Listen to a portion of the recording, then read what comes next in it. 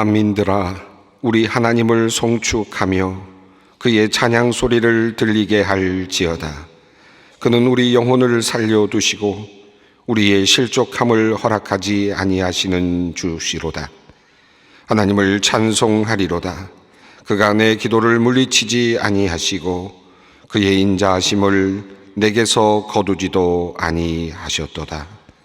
하나님은 영이시니 예배하는 자가 신령과 진정으로 예배할지니라. 아멘.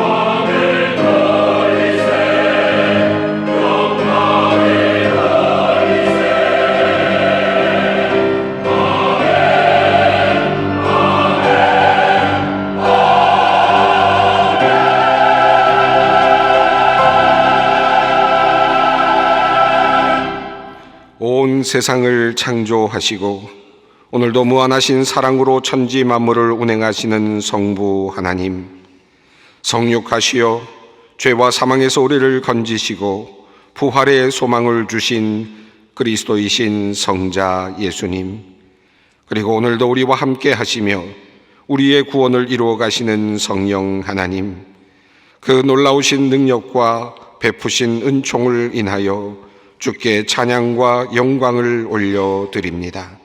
성부, 성자, 성령께 세세무궁토록 영광이 있을지어다. 아멘. 다 함께 일어나셔서 39장 찬송을 함께 부르시겠습니다.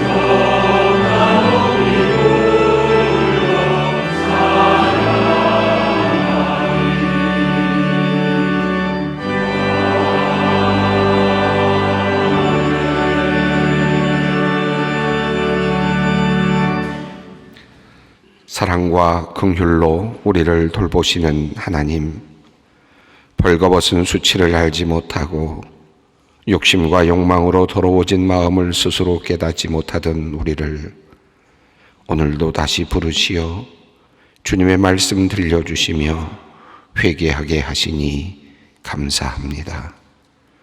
죄의 길에서 방황하다가 주님 앞으로 나왔습니다.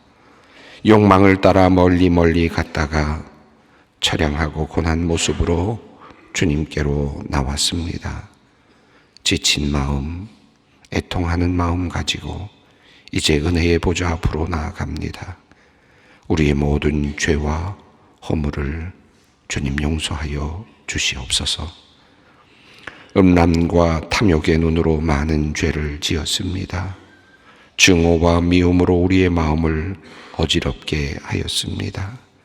거짓된 행실로 하나님께 근심도 많이 드렸습니다.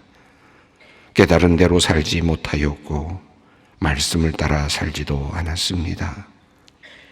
주님은 정결함을 원하시지만 우리는 더러움에서 헤어나오지 못하였고, 사랑하며 살기를 원하시지만 우리는 용서하지 못한 채로 서로 원수 맺으며 살아왔습니다. 주님, 이제 우리를 불쌍히 여기시사 이 방황과 고통에서 우리를 구원하여 주시옵소서. 온갖 억울한 마음에서 벗어나지 못하고 원망하는 마음에서 헤어나오지 못하였습니다. 하찮은 이득 얻기 위해 양심을 팔고 주님의 이름도 욕되게 하였습니다. 게으름과 나태함으로 주님의 뜻을 행하는 데 민첩하지 않았습니다. 주님, 우리의 모든 죄악을 회개하오니 우리에게 이 시간 사죄의 은총을 허락하여 주시옵소서. 지금은 하나님과 나만이 아는 죄를 생각하며 묵묵히 참회의 기도를 드립니다. 그리스도께서 하나님 곧 우리 아버지의 뜻을 따라 이 악한 세대에서 우리를 건지시려고 우리 죄를 대속하기 위하여 자기 몸을 주셨으니 영광이 그에게 세세토록 있을지어다. 그러므로 주 예수 그리스도 안에 있는 자에게 결코 정죄함이 없느니라. 아멘.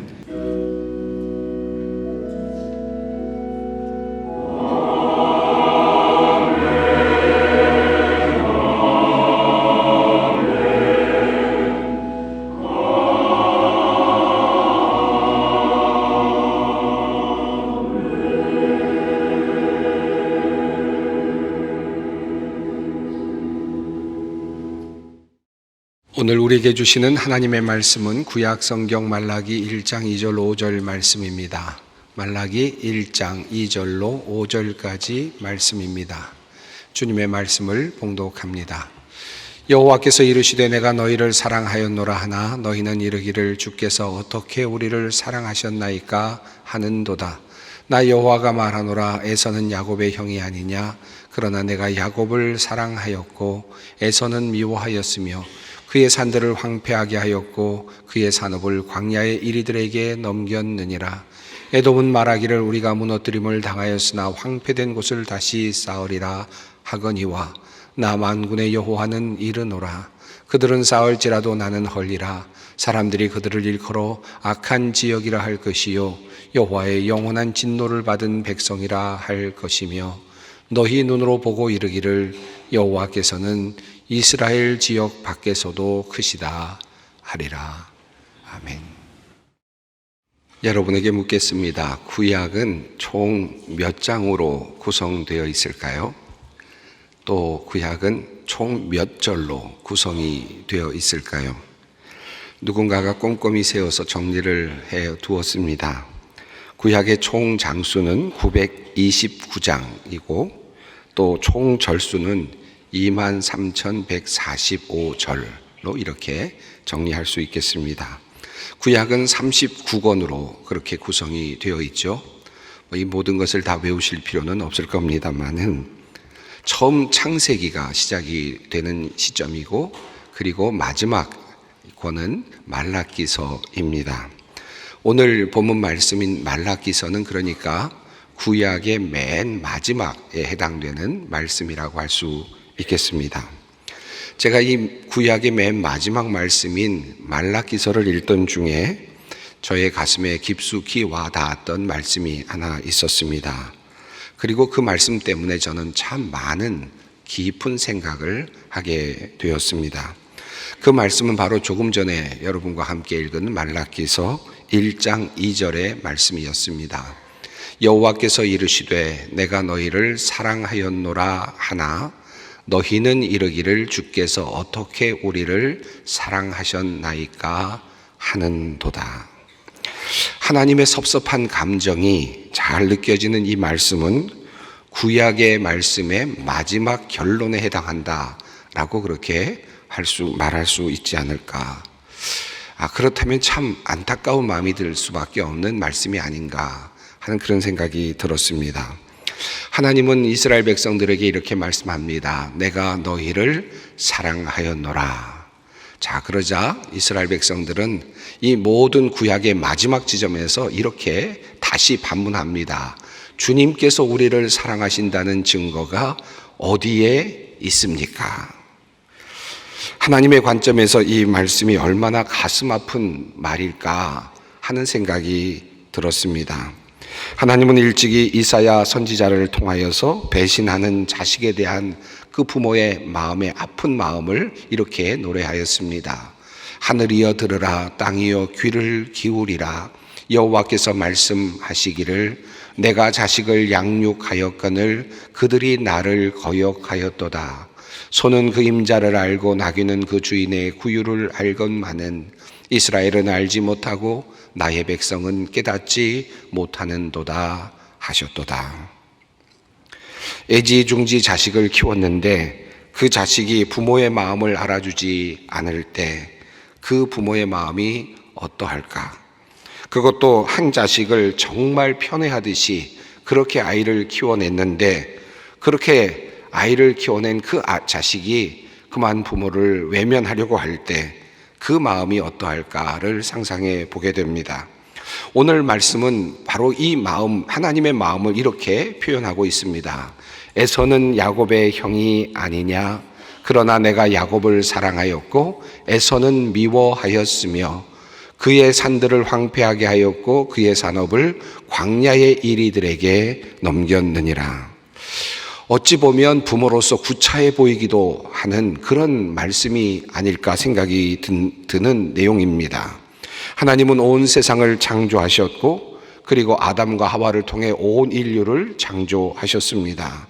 그 중에서 하나님께서는 특별히 아브라함을 선택하셨고 그리고 그 가문을 아주 특별히 사랑하셨습니다. 그리고 또 똑같은 가문이지만 이삭의 아들 중에서 에서와 야곱 중에서 하나님은 야곱을 선택하시고 그 자손들을 특별하게 사랑해 주셨습니다. 구약의 전반적으로 흘러가는 이야기는 바로 이 이스라엘, 그러니까 야곱의 자손들과 함께 하셨던 하나님의 역사라고 할 수 있겠죠. 야곱의 자손들을 그렇게도 편애하셨던 하나님의 이야기가 바로 구약이라고도 할 수 있겠습니다. 그들에게 복을 주시고 그들을 자녀로 삼으시고 그들을 특별하게 이끌어 오신 이야기가 바로 구약의 중심 내용이라 할 수 있을 것입니다.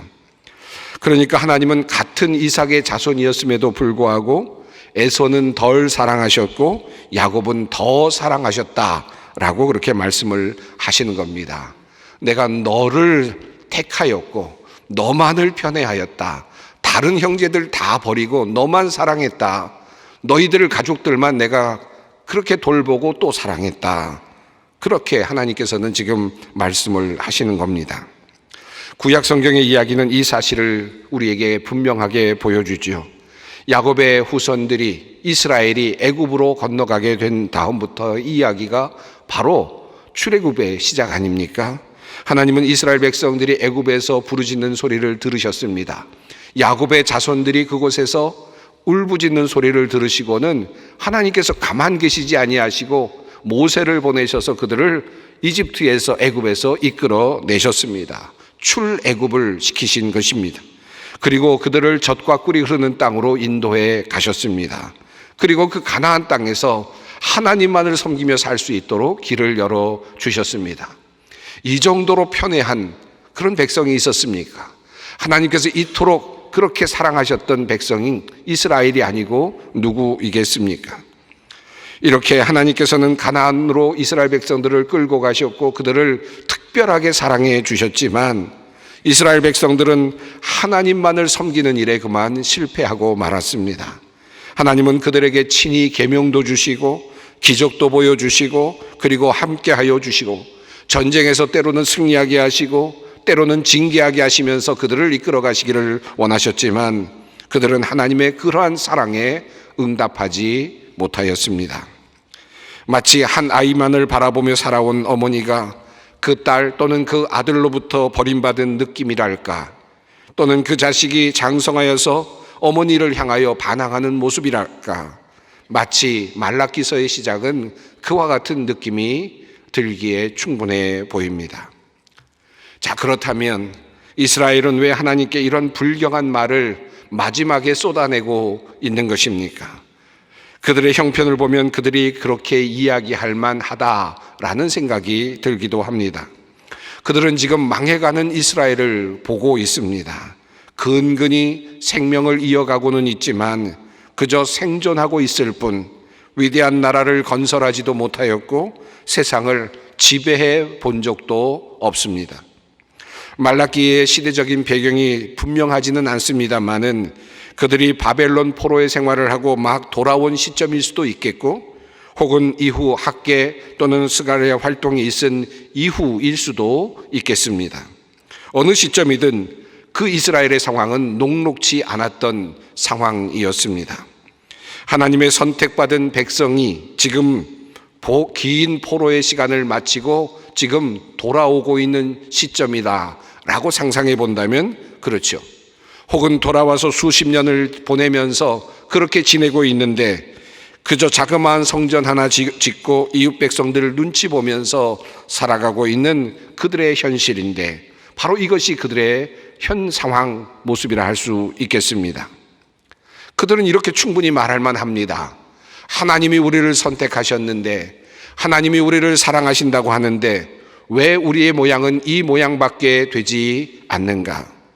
이집트의 라 태양신은 이집트를 저토록 부강하게 만들었고, 또 바벨론의 벨 마두룩은 바벨론을 저토록 큰 나라로 만들어 주었는데 우리 하나님은 도대체 우리를 위하여 무슨 일을 하였다는 말인가? 이런 불만이 생겨날 수도 있을 것입니다. 그것도 구약의 이야기가 다 끝나가는 그 지점에서 그들은 그 앞날들을 돌아보면서 아마 그렇게 한탄하듯 내뱉는 바로 그 말이 그와 같은 반항적인 말이었을 수도 있을 것입니다. 자신들의 잘못은 생각하지 아니하고 아마도 이스라엘은 하나님을 향한 원망의 마음이 가득했을 것입니다. 그들이 만들어 놓은 성전은 지금 보잘것이 없고 그들의 형편은 나아진 것이 없습니다.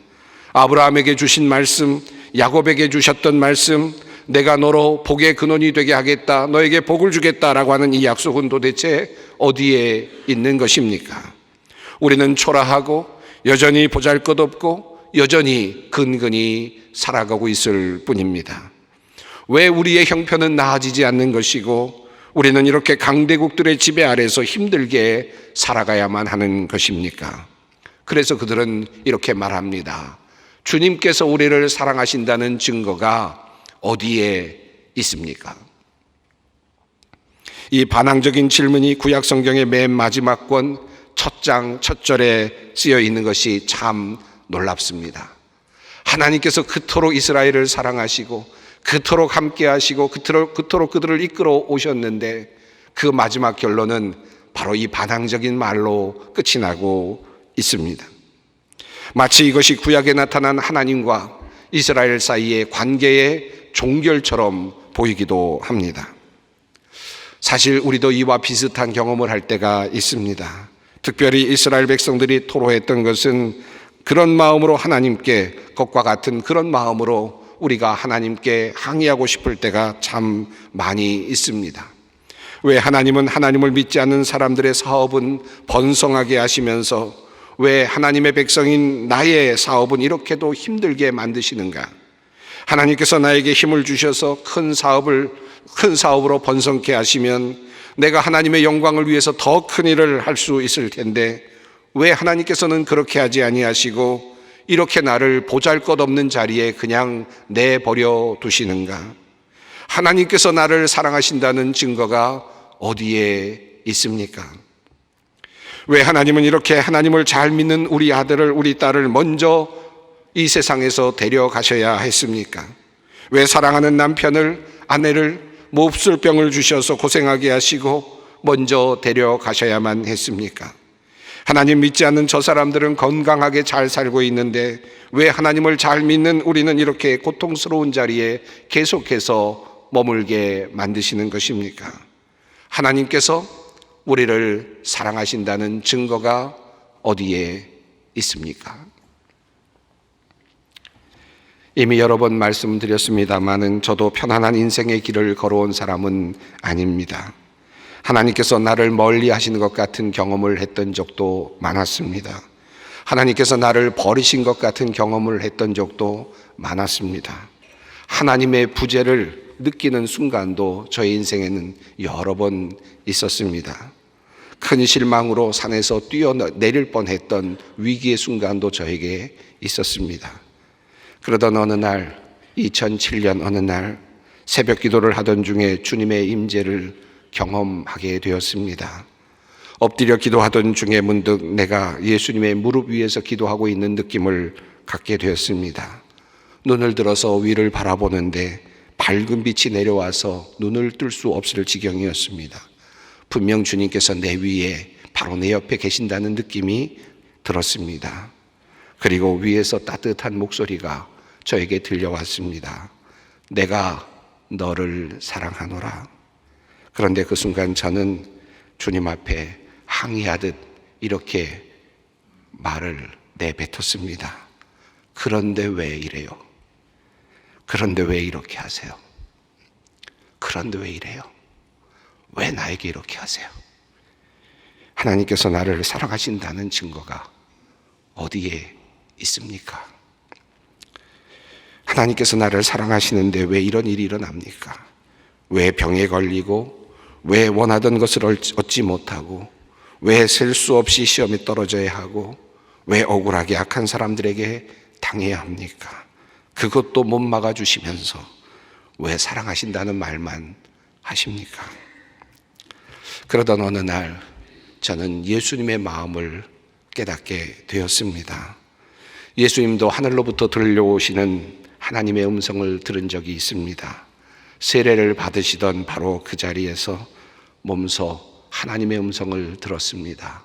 하늘로부터 소리가 있어 말씀하시되 이는 내 사랑하는 아들이요 내 기뻐하는 자라 하시니라.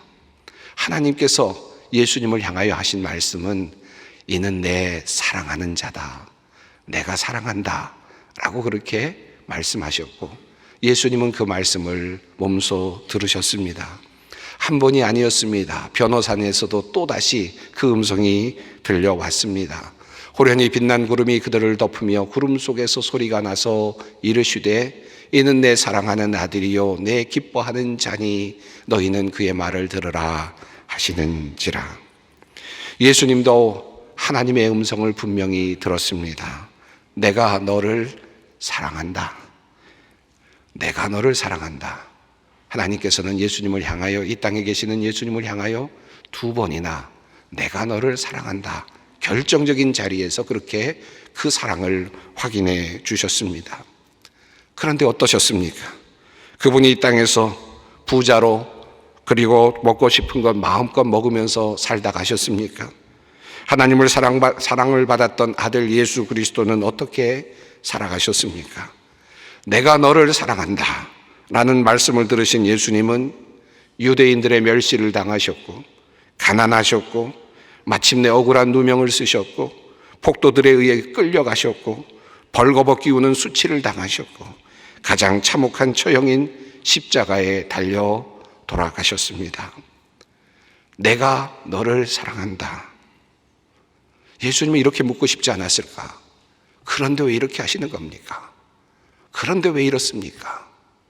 예수님도 그렇게 주님께 말씀하시지 않았을까? 그러나 주님께서는 그렇게 말씀하시지 않으셨고, 주님 내 뜻대로 마시고 아버지의 뜻대로 하십시오 라고 말씀하시면서 그 고난의 길을 걸어가셨습니다. 아버지의 사랑을 믿고 아버지께서 다시 건져주실 것을 믿고 모든 것을 맡기셨습니다. 이것이 바로 예수님의 믿음이었습니다. 하나님이 나를 사랑하시니 하나님이 하실 것이다. 이것이 예수님의 믿음이었습니다. 하나님은 죽은 예수를 다시 살려내시는 그 기적으로 아들을 향한 사랑을 마침내 확증하여 주셨습니다. 예수님의 삶과 죽음 그리고 부활을 통해서 보게 되는 하나님의 사랑은 인간의 굴레로서 고통과 가난, 모함과 억울함 그리고 배신과 죽음에서 우리를 면제해 주시는 그런 사랑이 아니라 우리가 어디에 있든지 심지어 우리가 비참하게 죽임을 당할지라도 우리를 다시 살려내시는, 다시 일으켜 세워주시는 사랑입니다. 이것이 하나님의 사랑입니다. 하나님께서 예수님을 사랑하셨습니다. 그러나 그 고통, 그 십자가를 면제해 주신 것이 아니라 그를 비참한 죽음에서 다시 살려내심으로 하나님의 공의를 이루시고 하나님의 사랑을 확증하여 주신 것입니다. 이것이 하나님의 사랑입니다. 그러므로 바울은 고백합니다. 우리가 사방으로 우겨쌈을 당하여도 쌓이지 아니하며 답답한 일을 당하여도 낙심하지 아니하며 박해를 받아도 버림받지 아니하며 거꾸로 들림을 당하여도 망하지 아니한다. 그의 고백입니다. 우리가 어떻게 될지라도 우리는 결코 망하지 않는다. 하나님의 사랑이 우리를 다시 일으키실 것이다.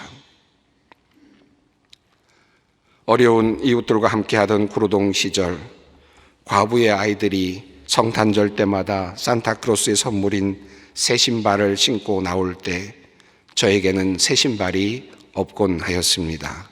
제가 종종 말씀드렸던 제 마음속에 오랫동안 숨겨져 있는, 또 감추어져 있는 비밀스러운 그런 상처이기도 합니다. 저희 아버님께서 아버님 없는 그 자녀들에게 성탄절 크리스마스 선물로 산타크로스가 되셔서 그들에게 선물을 나눠주시곤 하셨는데 정작 저에게는 그 신발이 주어지진 않았습니다. 나중에 아버님께서 그런 일을 하신다는 것을 알게 되었을 때 왜 나에게는 신발을 주지 않아요? 라고 제가 물었을 때 저희 아버님께서 하셨던 말씀이 지금도 기억합니다. 너는 아버지가 있지 않냐? 그래서 아버님께서 저에게 신발을 안 사주신 것은 지금도 애석합니다만은, 그러나 그 말씀의 의미를 곰곰이 생각해 보곤 합니다. 아버님이 무슨 뜻으로 그런 말씀을 하셨을까? 이런 뜻 아니었겠습니까? 내가 오늘 너를 위해서 신발을 사주지는 않아. 그런데 너는 아버지가 있어. 너는 신발보다 더 큰 걸 얻을 수 있는 아버지가 있다. 네가 필요한 것 있으면 내가 꼭 너에게 줄 거야. 네가 꼭 원하는 거 있으면 나는 너에게 반드시 줄 것이다. 네가 만약에 어려움에 처하면 나는 나의 모든 것을 내어놓을 준비가 되어 있어. 내가 너를 사랑한다. 너는 아버지가 있지 않냐? 이 말씀 아니었겠습니까? 하나님께서 우리의 고난을 보시면서도 같은 마음이 아니실까 하는 그런 생각을 해보게 됩니다. 말라기서의 말씀처럼 하나님이 우리를 사랑하신다는 증거가 어디 있습니까? 이 말은 항의의 말로 끝이 납니다.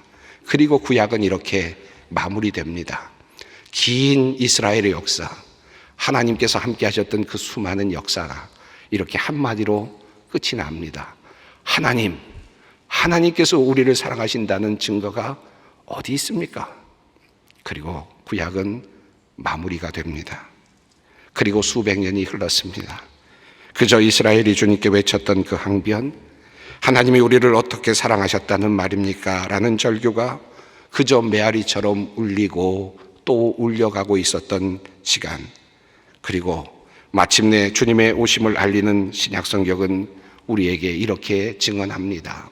하나님이 세상을 이처럼 사랑하사 독생자를 주셨으니 이는 그를 믿는 자마다 멸망하지 않고 영생을 얻게 하려 하심이라. 이것이 바로 말라기에서 이스라엘이 물었던 질문에 대한 하나님의 응답입니다.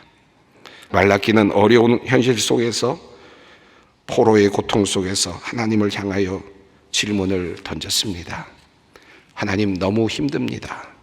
포로의 생활, 가난과 궁핍함의 생활, 예배도 제대로 드릴 수 없고 신앙도 지킬 수 없는 사막과 같은 세상. 하나님, 하나님이 우리를 사랑하신다는 증거가 어디 있습니까? 말라기가 던진 이 질문에 대한 하나님의 대답은 이것입니다. 하나님이 세상을 이처럼 사랑하사 독생자를 주셨으니 이는 그를 믿는 자마다 멸망하지 않고 영생을 얻게 하려 하심이니라. 요한일서 4장 9절도 우리에게 증언합니다. 하나님의 사랑이 우리에게 이렇게 나타난 바 되었으니 하나님이 자기의 독생자를 세상에 보내심은 그로 말미암아 우리를 살리려 하심이니라. 하나님의 사랑은 우리의 건강에 일희일비에 있지 않습니다. 우리 사업의 번성함에 있지도 않습니다. 하나님의 사랑은 우리의 영생과 관련된 것으로 예수 그리스도의 십자가 위에서 분명하게 드러났습니다. 그러므로 로마서 5장 8절은 다음과 같이 말합니다. 우리가 아직 죄인 되었을 때에 그리스도께서 우리를 위하여 죽으심으로 하나님께서 우리에 대한 자기의 사랑을 확증하셨느니라. 하나님이 우리를 사랑하시는가? 라는 질문은 언제나 우리의 상황과 우리의 여건에 있는 것이 아닙니다. 말씀드렸듯이 자신의 아들 예수 그리스도를 이 땅에 보내주셔서 죽을 수밖에 없는 우리를 생명으로 이끌어내시고 영원한 생명 주셔서 이 세상을 넘어서는 희망을 갖게 해주신 것, 이것이 바로 복음이며 이것이 바로 우리의 희망입니다. 그러므로 예수 그리스도의 십자가는 하나님께서 우리를 사랑하신다는 최고의 표적입니다. 우리가 인생을 살아가면서 때로는 안타깝고 힘들고 어려운 일을 경험할 때가 있을 겁니다. 그때마다 하나님께 이런 질문을 던질 수 있죠. 하나님이 우리를 사랑하시는 거 맞습니까? 하나님이 나를 사랑하신다는 증거가 어디 있습니까? 그러나 주님은 그때마다 십자가를 지신 그 피 묻은 손으로 우리의 머리를 쓰다듬으시면서 말씀하실 것입니다. 내가 너를 사랑한다. 그 선명한 못자국이, 그 손이 이미 우리를 사랑하시는 하나님을 증거하는 것입니다. 성경은 말합니다. 하나님의 사랑이 우리에게 이렇게 나타난 바 되었으니 하나님이 자기의 독생자를 세상에 보내심은 그로 말미암아 우리를 살리려 하심이니라. 하나님은 우리를 살리시기를 원하십니다. 죽어도 살리시기를 원하시고 영원히 살게 하시기를 원하십니다. 우리가 영원한 나라에 들어가는 그날 우리는 하나님께서 정말 나를 사랑하십니다 라고 고백할 수 있을 것입니다. 하박국 선지자의 그 노래로 오늘 설교를 마무리하겠습니다. 비록 무화과 나무가 무성하지 못하며 포도나무에 열매가 없으며 감람나무에 소출이 없으며 밭에 먹을 것이 없으며 우리의 양이 없으며 외양간에 소가 없을지라도 나는 여호와로 말미암아 즐거워하며 나의 구원의 하나님으로 말미암아 기뻐하리로다. 기도하겠습니다. 하나님, 우리의 눈을 열어주셔서 하나님께서 우리를 위하여 행하신 놀라운 사랑의 자취를 볼 수 있게 하여 주시옵소서. 우리를 위해 십자가를 지시고 친히 죽음을 맞으신 예수 그리스도를 통한 하나님의 사랑의 증거를 보고 감사하게 하옵소서. 슬픔을 당한 사람, 실족한 사람들, 억울한 사람들의 마음에 이 주님의 말씀이 머물게 하시고 마침내 우리 모두가 주님의 구원하심을 기뻐하며 십자가를 바라보게 하여 주시옵소서. 우리 구주 예수 그리스도의 이름으로 기도드리옵나이다. 아멘. 다 함께 찬송가 309장 찬송을 부르시겠습니다.